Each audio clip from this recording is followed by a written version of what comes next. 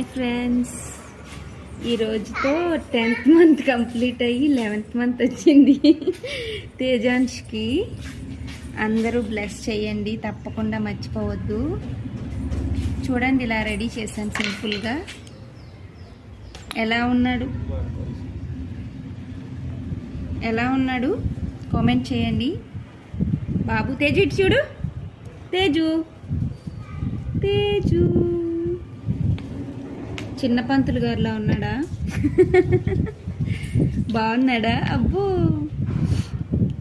Please అందరూ bless చేయండి, మర్చిపోవద్దు. చూసిన వాళ్ళందరూ లైక్ అండ్ సబ్స్క్రైబ్ చేయండి మన ఛానల్.